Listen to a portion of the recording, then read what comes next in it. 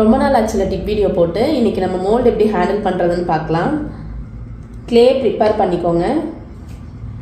உங்களோட மோல்டு எடுத்துட்டு க்ளே வைக்கிறதுக்கு முன்னாடி கோகோனட் ஆயில் அப்ளை பண்ணணும்.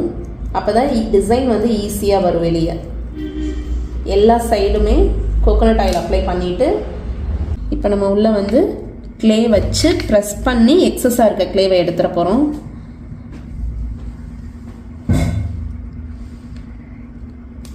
தம் ஃபிங்கர் வச்சு நல்லா ப்ரெஸ் பண்ணுங்க எல்லா சைடுமே.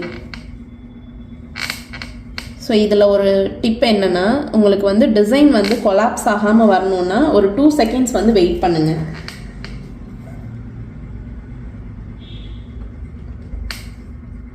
டூ செகண்ட்ஸ்க்கு அப்புறம் உங்கள் மோல்டு பேக் சைடை திருப்பி நான் ஹோல்ட் பண்ணியிருக்க மாதிரி வச்சு சென்டராக ஒரு புஷ் கொடுத்தீங்க அப்படின்னா உங்களோட டிசைன் வந்து டேமேஜ் ஆகாமல் கிடச்சிரும்.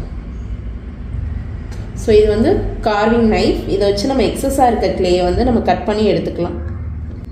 நான் ஹோல்ட் பண்ணியிருக்க மாதிரி உங்களோட டிசைனை வந்து ஹோல்ட் பண்ணுங்கள். மேலே வச்சிடாதீங்க ஃபிங்கரை. டிசைனை டிஸ்டர்ப் பண்ணாமல் எக்ஸஸாக இருக்க க்ளேயை வந்து கட் பண்ணி எடுத்துக்கோங்க. ஸோ இந்த மாதிரி